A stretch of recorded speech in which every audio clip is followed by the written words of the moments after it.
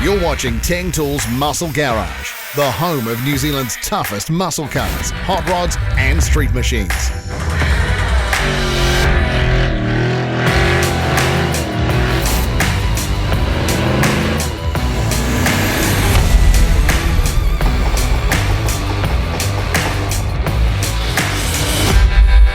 Muscle Garage is proudly brought to you by Teng Tools in association with Mount Shop, Maguire's and Niedercar.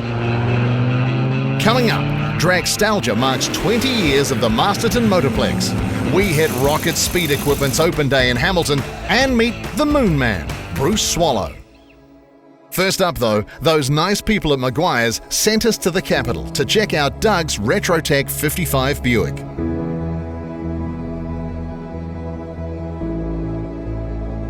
I think I was born with it.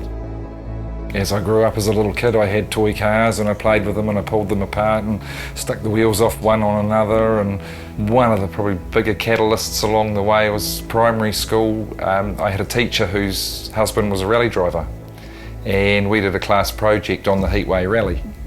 So that got me hooked completely, and cars. I was banned from the school library for taking car books out. That's the only books I took out of the library.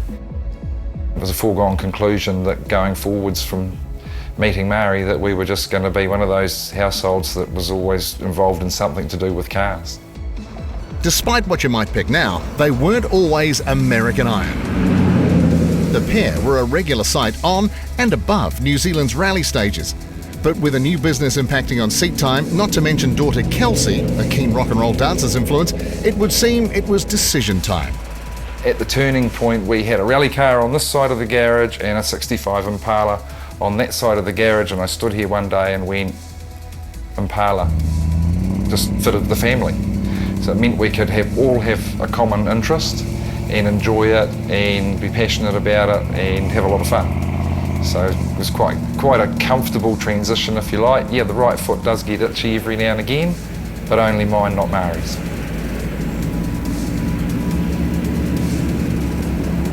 I was looking for a project car and a friend said to me, have you looked at Buicks? And I went, no, I hadn't, and I started looking. I've always been a fan of Tri-5 Chevs. I think they're awesome, along with a lot of other cars. When I looked at the Buick, at different styles, I liked some and didn't like others. We had about 3 or 4 choices, and I spotted an ad for the Buick and went, that's the car, that's the shape, that's the look. It's a little bit different. I like that. It's bigger than a Tri-5, even though it might not look it. It's actually as long as an Impala. The portholes, I love the portholes. The lines are cool, but it meant I had something that really I hadn't seen here that we could build. That would be the only one. And to me, that was quite a cool thing too at the time. We were just going to get it up and running and just cruising it as it was. We got it up and running, drove it home. On a Friday night, and sitting in the garage here, Mari and I sort of walked around and around it. By Sunday night, it was stripped. The front clip was off, the interior was out of it, all the stainless was off, the bumpers were off, and we sort of stood there and went, right, what are we doing? And initially we were just going to put a small block Chev in and drive it and tidy a few things up. That turned into a junior's front clip with independent front end, rack and pinion. That turned into a 5-link rear end. As it was going together, the interior wasn't good enough for what the rest of the car was. It just literally just kept on, just ticking slowly and slowly by. I thought I'd have it on the road in 12 months. I'd have a cool cruiser in 12 months, and it was basically 3.5 years. Doug and Mari called on the skills of Tim Lloyd of Octane Automotive, a previous collaborator from their rally days. Continuing the theme set by the modern front and rear ends was the addition of an LS1, which would see power, reliability and road manners increase dramatically, not to mention the standard of finish. It drives like a late model Commodore. If you'd been at Tim's the day we picked the car up finished, Mari had a tear in her eye. As we drove off, Tim, who'd done the bulk of the building of the car, had a tear in his eye. And I just had a grin from ear to ear and drove off, and just was absolutely it's just an amazing feeling that you can look around and you look at the seats, and we drew pictures of how we wanted the seats to be and that we wanted them sculpted and so on, and the fabrics and the vinyls and stuff that we've used, and to see it all come together and go, yeah, that works, that actually looks really cool. There's a blend with the car. It's not traditional 50s car with nice new shiny chrome bumpers and the traditional sort of 15s, if you like, all round, and it was never going to be. It had to have our personal touch on it and the things that we liked, the colours we wanted. You mentioned the black back bumper. There's a decent story behind that. The back bumper is actually custom made for the car to suit a Kiwi number plate.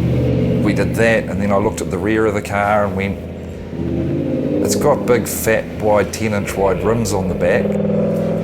I want people to notice that they're there. It's got a drop tank. I want people to see that it's got a little drop tank in there. If I paint the bumper black, the car looks fatter, it looks more staunch. That's what I wanted. If I'd chromed the bumper, it probably would have gone back a little bit traditional, but that's our stamp. That's, as the t-shirt says, it's built for our approval, nobody else's, but we have had more compliments in regards to the car than we've ever had anyone say to us, why didn't you chrome that?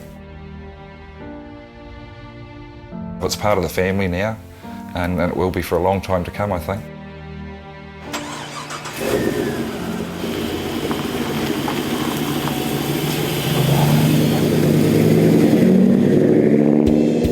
Next up on today's show, thanks to our mates at Niedercar, we've got a taste of nostalgia drag racing, Masterton Motorplex style.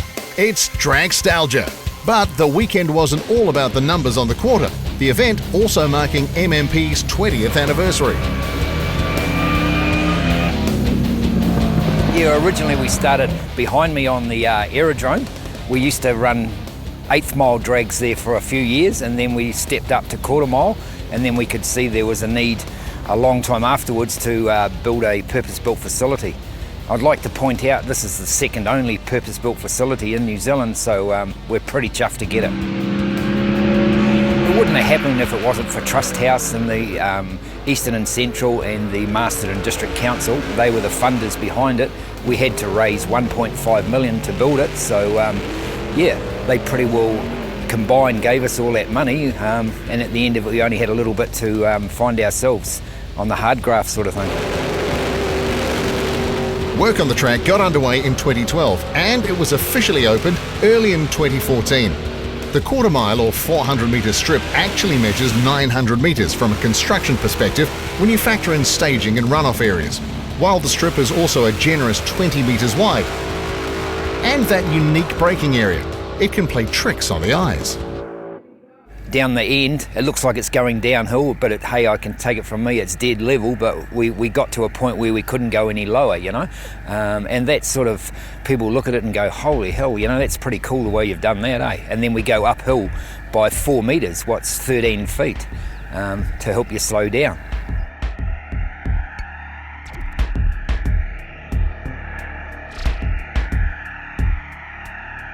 2018's calendar is looking pretty busy, but this weekend's racing had a heavy dose of nostalgia influence, with hot rod and muscle car classes, Dragstalgia comp, and the popular front-engine dragster or FED challenge. Yeah, well, the Dragstalgia thing is just for the older hot rods and classic cars and stuff like that. I think some of the people are sort of reminiscing. It's a little bit easier to get into some of the cars and still have a lot of fun. And then we chuck in the Fed Challenge too, and there's a big following of Fed Challenges. I think we've got about 11 here this weekend. Nowhere else in the country that have that many. So there's more and more of them coming in from overseas. So yeah, that's pretty cool.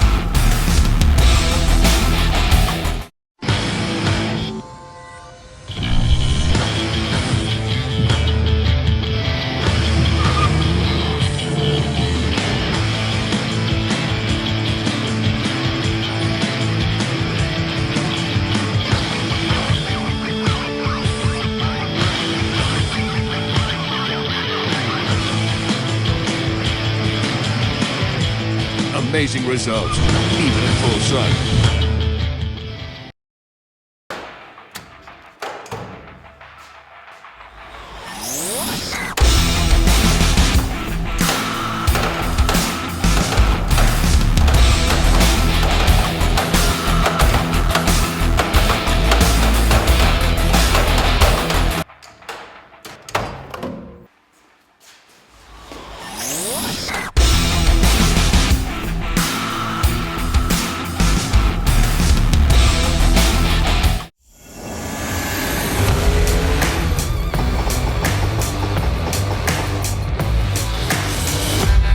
You're back with Teng Tools Muscle Garage, proudly brought to you by Teng Tools, in association with Mount Shop, Maguire's and Niedercar.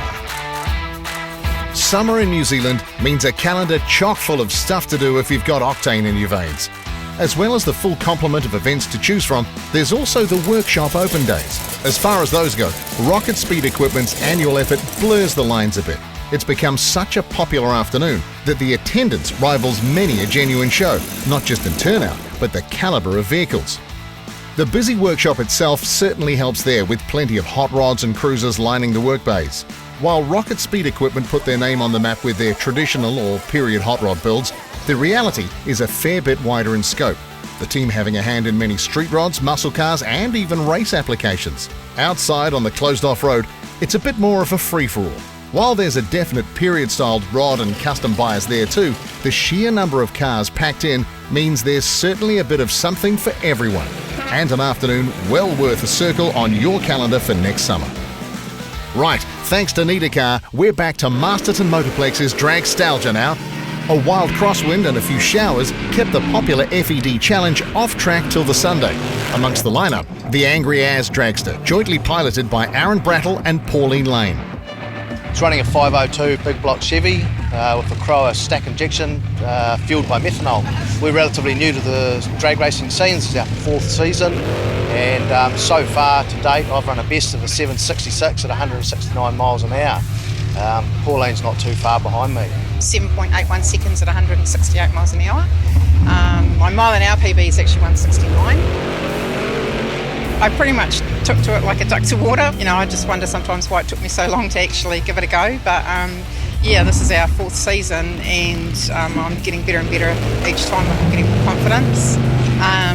So yeah, I love it. It's just such a cool sport. It's in the blood.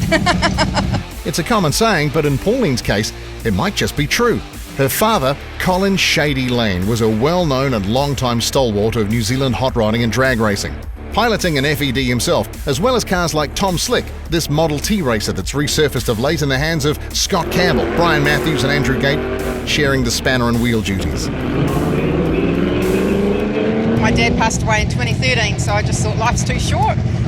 Sometimes I do wish he was still here to see me, but it's never too late to follow your dream, and so that's why, you know, we just thought, let's get a car and give it a go and see what happens.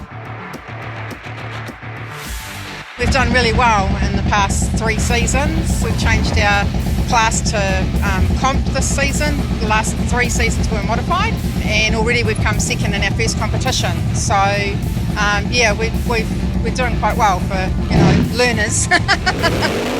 Although they're starting to feel right at home with a few years now under their belts, what's amazing and just a little bit crazy about this story is that neither Pauline or Aaron had run a single pass before strapping themselves into the FED. It's nerve-wracking to say the least, you know, butterflies in the stomach, and yeah, it was pretty scary. I mean, we towed out, and as we got round the corner to do my first pass ever,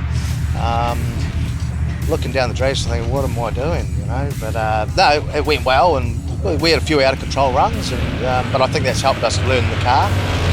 And these things, these front-engine drags, you've got to drive them, you know. They're not a straightforward car. They want to lurch and jump and rock all over the place. So yeah, it's a really cool ride. Yeah, I've had a couple of moments where it's given me a bit of a fright and thought, what on earth have I got myself into? But you know, it comes with practice and more seat time. You get more confident, and you learn more about the car, and then you get the feel for it when you're sitting in it and racing. You can feel when something, you know, almost is going to happen, and you think, you know, take your foot out of it.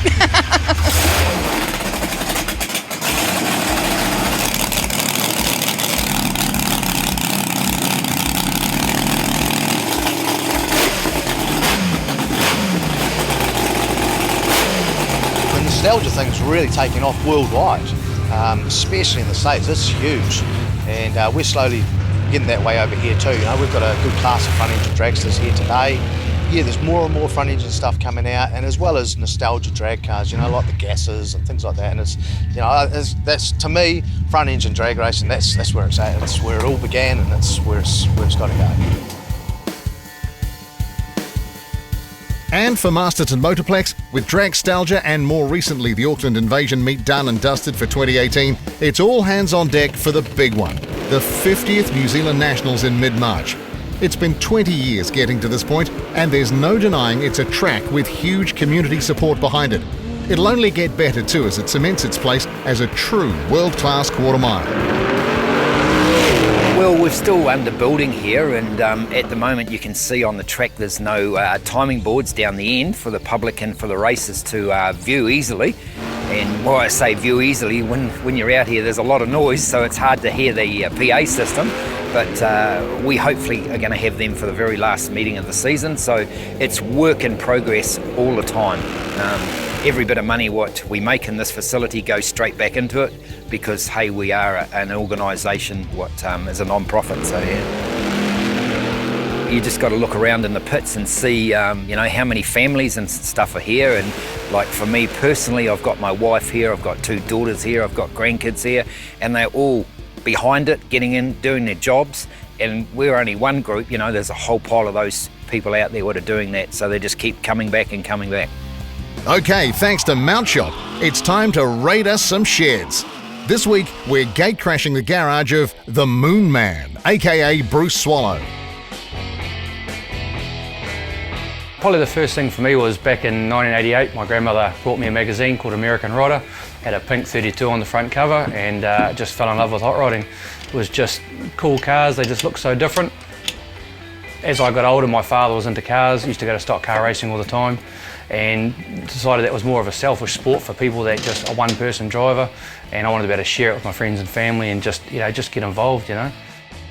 I used to spend a lot of time in the shed with my father. He used to build stuff, so I would sit there tinkering away with my Matchbox toys or my Hot Wheels, and yeah, just continued on from there.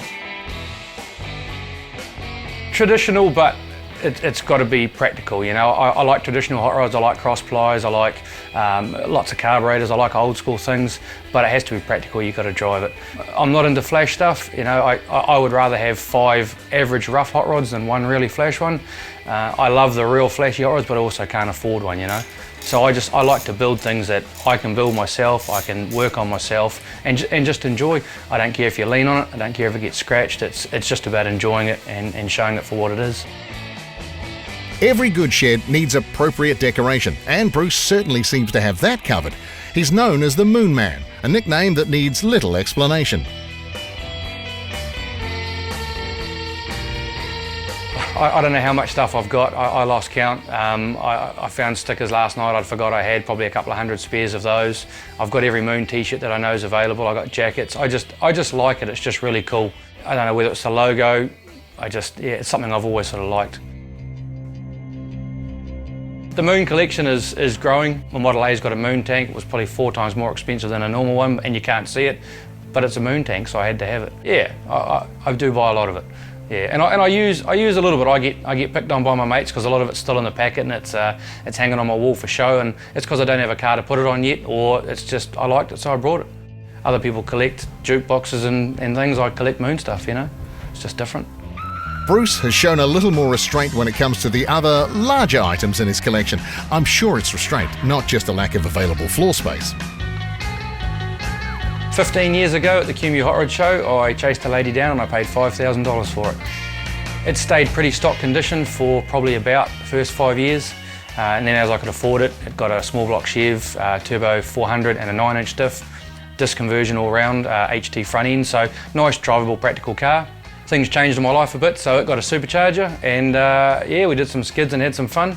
It's been through a couple of engines, and it's good. It's a super reliable car now. The wife drives it. I picked up my identical twin girls from the hospital. It was their first ride home. It's just a good, fun, cruisy car, but if I want to do skids, it'll get rid of some tyres in a few seconds. So yeah, it's cool. It's good fun. Yep, so the Model A purchased the chassis about 8 or 9 years ago and promised my wife that I was in no rush to build it. It could just sit there until, we had the finances. And about 3 months later, the body turned up from America that I shipped in through AFWE, which was cool. And then in the meantime, we ended up having children and I bought a Dodge, so that sort of stopped. So the Model A was always going to be a nostalgic style car. I wanted a steel car. I had to have something steel. We got it chopped and channeled. I was going to leave it in bare steel, but it's so hard to maintain, and I don't bother washing my cars really. I just enjoy driving them. Traditional, I'd been collecting parts for it for 9 or 10 years and slowly pieced it together, and then we had a big session about a year or so ago with my father and a whole bunch of really good mates, which I owe heaps of thanks to for just getting it bolted together and on the road. So we've had it on the road since about August, and a few little teething problems, but still enjoying it, and yeah, just time to really drive it now that the summer's here and get out there and have some fun. I find it very family orientated. You can take it as seriously as you want, or like me, I'm laid back about it. I don't mind what people think about my cars. I don't build them for anybody else, and that's what I try to say to every hot rodder: build it how you want it and enjoy it. And if someone wants to paint it pink and enjoy it. It's because you can design your own thing and build it. That's where it's at. Just fun. That's all it should be. It'll never slow down. It just comes down to what we can afford and what we can find. But I've got a list of cars that I want, from Gasses to Nash Metropolitans to whatever we can find, So it'll never stop. It's an addiction that is good to have. Every week, we're giving our viewers the chance to win a Teng Tools and Maguire's gift pack worth $250. Simply go to themotorhood.com and follow the Teng Tools Muscle Garage link. Plus, by entering our weekly draws, at the end of the series, one lucky viewer will win a Teng Tools 460-piece automotive toolkit, a complete Maguire's car care pack, and a $500 Mount Shop voucher. The total value of this grand prize is almost $5 grand. Good luck, everyone. Teng Tools Muscle Garage was proudly brought to you by Teng Tools. Get organised. Mount Shop, undercar specialists. Maguire's, people who love cars love Maguire's. And Need a Car, the easy way to research and buy cars online.